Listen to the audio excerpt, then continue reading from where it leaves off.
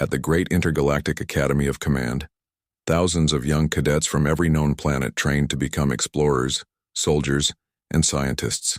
The Academy's halls were filled with colors, shapes, and faces from across the stars. Some cadets had wings, others breathed through shimmering gills, and some were made of living light. But among all of them stood one student who didn't belong, Arya Solon. A human from Earth, most cadets whispered when she passed. To them, Earth was a dangerous and wild planet, full of unpredictable storms, unstable air, and fierce creatures.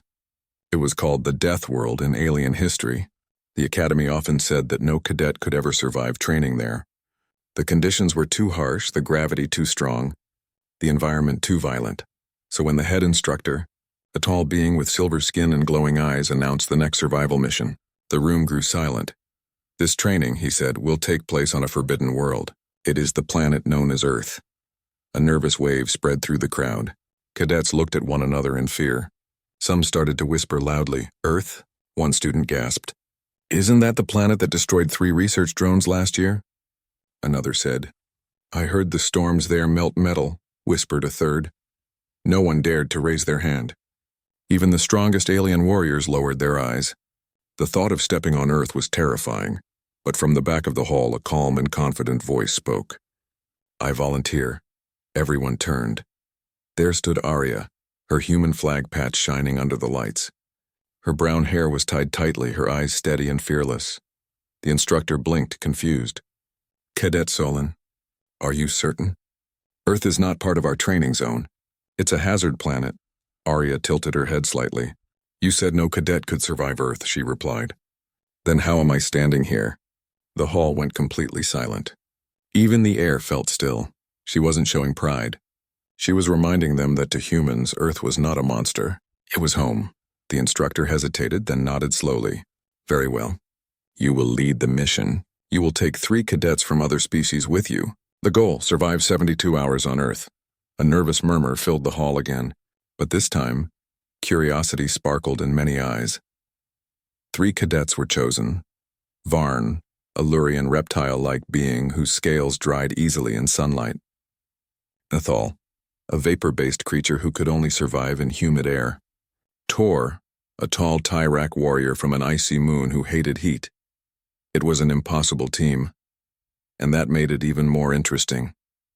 The shuttle descended through Earth's thick clouds and roared over green forests. Lightning flashed across the sky as they landed near a wide river deep in the Amazon basin. The door opened. Warm, wet air rushed in. Varn flinched. Enthal's body shimmered like smoke. Tor grumbled. "This air burns my lungs," he said angrily.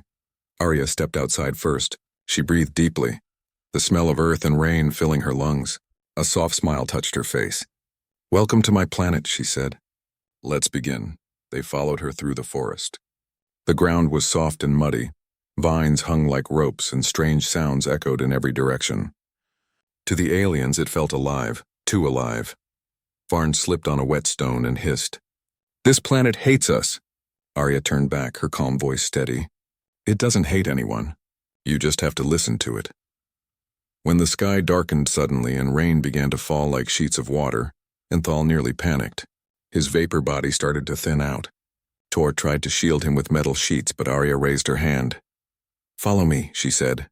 She led them beneath a group of large trees, then used her knife to cut thick, broad leaves. In minutes, she built a simple roof from branches and vines. The water stopped pouring on their heads. "This is called shelter," she explained with a small grin. The aliens looked at her in surprise. No machines, no tools, just instinct and skill. Later, when the rain slowed, she gathered dry bark from under a fallen tree and began to rub 2 sticks together. Smoke rose, and soon a tiny flame appeared. The aliens gasped softly. "You made fire? With your hands?" Varn asked. Arya smiled. "Fire is our oldest friend." As the flame grew, warmth filled the space. Tor's frozen scales glowed faintly under the light. Enthal's vapor thickened again. Arya looked around the forest. The sound of frogs and birds surrounded them. "You see?" she said softly. "Earth isn't cruel. It only tests how much you want to live." The others listened quietly. They had never heard anyone speak of a planet that way. Night fell. The sky was full of stars, brighter than any of them had seen from their own worlds. The air was heavy with the smell of rain and soil. The fire cracked softly. Tor sat beside Arya. "Why do humans live here?" he asked. "This world wants to kill everything." Arya looked at the flames. "Because it made us strong. Every storm, every danger, every hard moment. It shaped us. We learned not to fight the planet, but to move with it." She picked up a handful of dirt and let it fall slowly through her fingers. "That's why we survive anywhere. Because we came from here." The team sat quietly after that. They didn't fully understand her words, but they felt them. When lightning flashed again in the distance, no one panicked this time. Tor simply said, "It's just the sky talking." Arya laughed softly. "Exactly." By morning, the forest shimmered with sunlight. Steam rose from the ground. The others stretched and looked around, realizing they had made it through their first night on the Death World. Arya stood up, checked her small wrist device, and smiled. Day 1 complete. She glanced at her team, who still looked tired but alive. "Get ready," she said. "Earth doesn't stop testing." Tor frowned. "You mean it gets worse?" Arya grinned. "It gets real." The others groaned, but there was laughter in their voices now, something they hadn't expected to find on a world like this. And as they packed their gear and followed her deeper into the forest, a strange new feeling began to grow inside them, a mix of fear, respect, and admiration. For the first time, they understood that the planet they had feared for so long might not be a nightmare. It might be a teacher, and the young human leading them was living proof of what true survival meant. The morning sun rose over the green forest, painting everything in gold. Mist floated between the tall trees, and the sound of strange birds echoed through the air.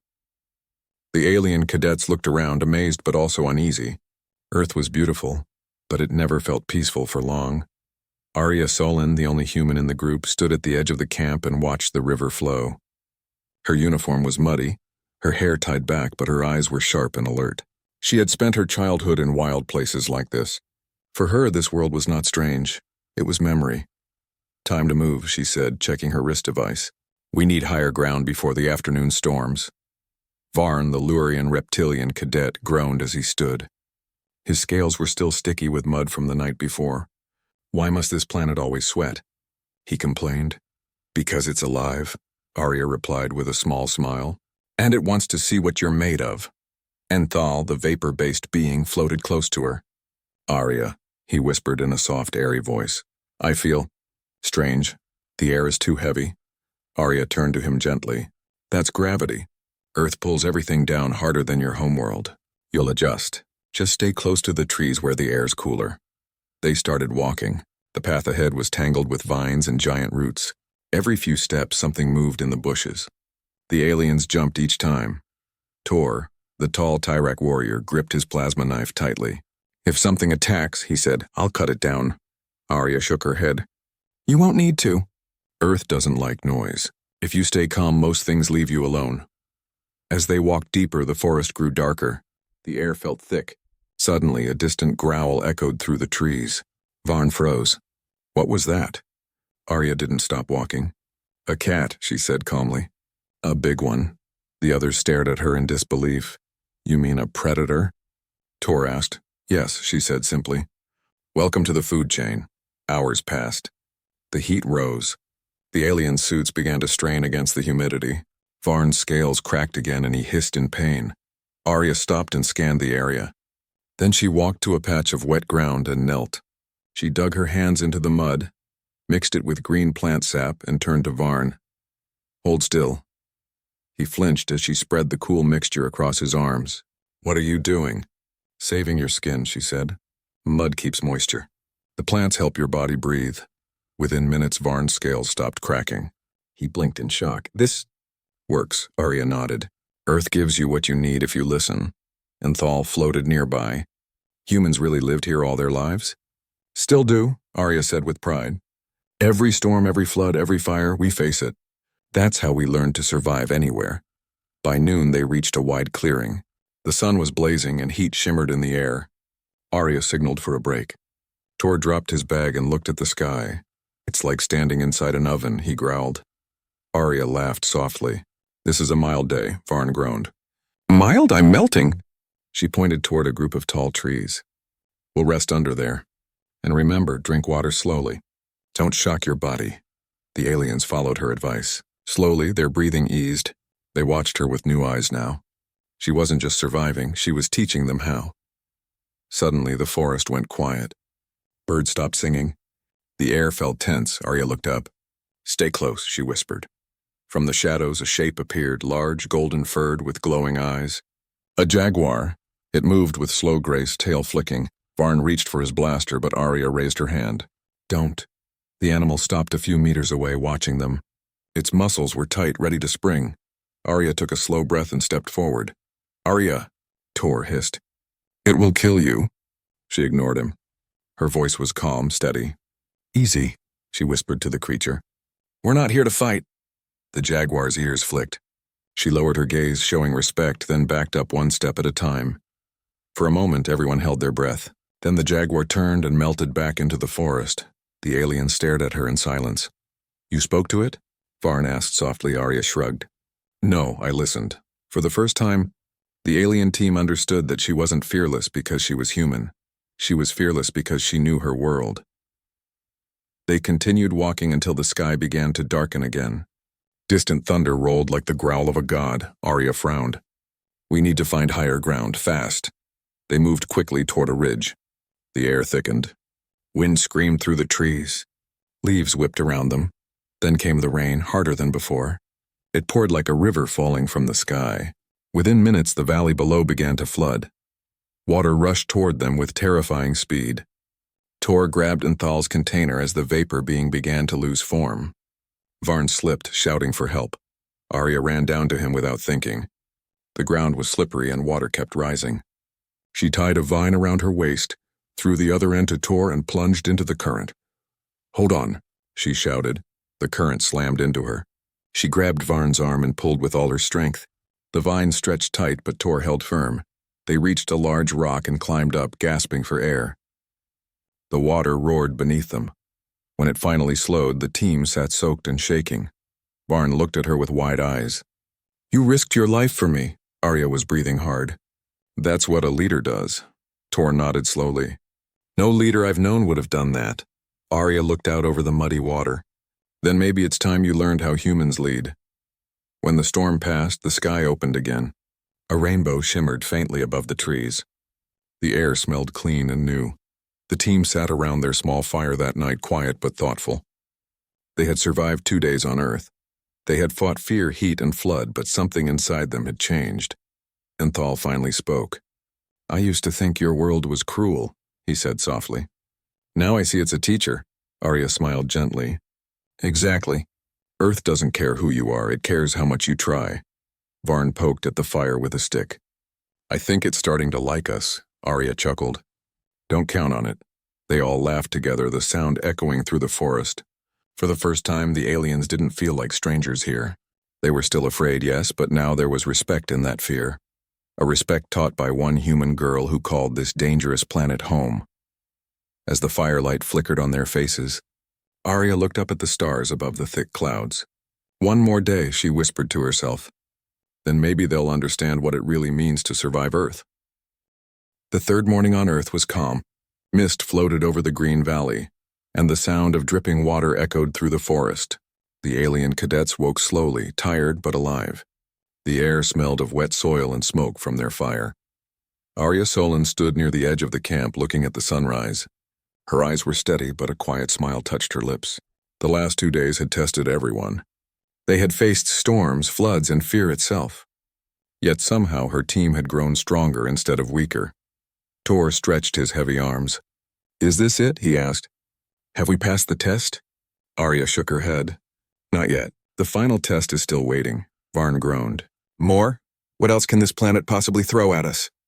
She looked at the dark clouds forming in the east. "You'll see," she said softly. After a quick meal of dried fruit and filtered water, they began their hike toward the extraction point, a rocky ridge that would serve as their pickup zone. The path climbed higher and steeper with every step. The air grew cooler, but the climb was exhausting. Nathal's vapor body swirled faintly. "I feel thin," he whispered. "You're fine," Arya said, steadying his container. "The air's drier up here, but we're close." Varn followed behind, his claws digging into the rock. I can't believe we've made it this far, he muttered. Tor grinned. Maybe Earth has accepted us, Arya chuckled. Earth doesn't accept anyone. It just stops fighting you when you learn how to live with it. The group reached the top of a ridge by noon. The view stretched endlessly. Rivers, mountains, and clouds below them. For a moment, the aliens forgot their fear. Varn looked around in awe. It's beautiful, he said quietly. I thought Earth would be all pain and danger. Arya smiled. That's what everyone thinks until they see it like this. But peace on Earth never lasted long. A low rumble shook the ground. Stones rolled down the slope. Tor frowned. Is that thunder again? Arya crouched and placed her hand on the ground. The vibration was steady, rising. Her eyes widened slightly. No, it's movement. The mountain's shifting. The slope below them cracked. Dirt and rocks began to slide. Landslide, she shouted. Before anyone could react, the ground gave way. Tor grabbed Enthal's container while Arya pulled Varn by the arm. They ran toward a cluster of large trees, the only solid ground nearby. The earth roared. The hillside collapsed into a river of mud and stones. Arya pushed Varn forward just as the edge broke beneath her feet. She slipped, sliding downward. Arya! Tor shouted. She grabbed a hanging vine, her hands burning as it tore against her palms. The mud carried everything downhill. Branches, stones, debris. Her muscles screamed, but she held on. Don't move, Tor yelled, trying to climb down. Stay there, she shouted back. You'll fall too. The vine began to rip. Arya swung her legs toward a nearby tree trunk and kicked hard. She caught a lower branch and climbed up, covered in mud and shaking. When she finally reached the others, her uniform was torn and her hands were bleeding slightly. But she was smiling. Varn stared at her in disbelief. You almost died and you're smiling. Arya wiped her face with her sleeve. If you can still smile after danger, it means you've learned something. Tor looked at her for a long moment. I think I understand now, he said slowly. Earth doesn't kill the weak. It teaches them how to become strong, she nodded. Exactly. They built their final camp near the ridge that night. The fire crackled softly as stars began to appear. The aliens sat close together, no longer distant or afraid. Nanthal's soft mist swirled around the flame. Before this mission, he said, I thought humans were fragile. You don't have armor, claws, or wings, but now I see you have something else. What's that? Arya asked gently. Endurance, he replied. You keep standing no matter how much the world pushes you down. Arya looked into the fire. That's what Earth taught us for thousands of years. It never gives us peace easily, so we learn to make peace with the struggle itself. Varn nodded.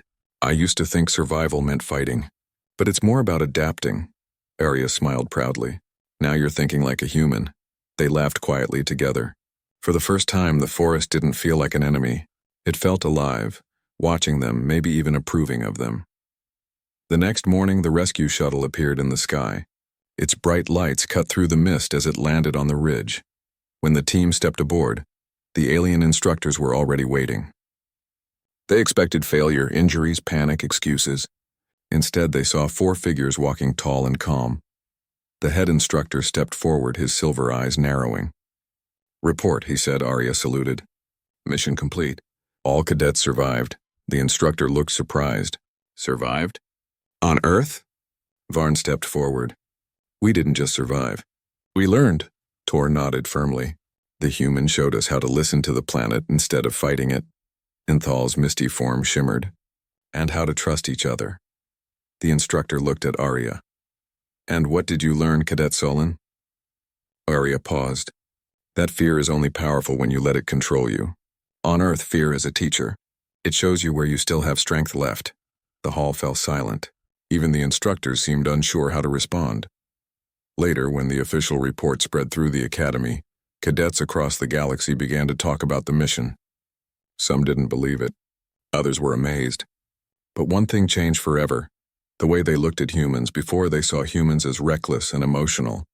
Now they saw something else. Resilience, courage, and quiet strength. Weeks later, the Council of Instructors gathered. They voted to create a new training course, the Earth Protocol. Every cadet from every planet would spend 3 days on Earth to test their spirit, and the one chosen to lead this new program was none other than Arya Solon. On the day of her promotion, She stood on the academy balcony overlooking the stars. The Lurian, the Tyrak, and the Vapor being stood beside her, now her closest friends. Varn smiled, showing sharp teeth. You know, no one dares call Earth a death world anymore. Arya laughed softly. Good. Maybe they finally understand it's more alive than any of us. Tor crossed his arms. They also say no cadet can survive Earth. Arya turned, her eyes bright with pride. Then how am I standing here? Her words echoed through the hall just as they had on that first day. But now they carried a different meaning. They weren't only about her, they were about what humanity stood for. In a galaxy full of advanced species and powerful empires, one truth became clear. When the universe talked about survival, it always ended up talking about humans. Because humans didn't run from danger. They adapted, they endured, and in every storm they found a way to stand again.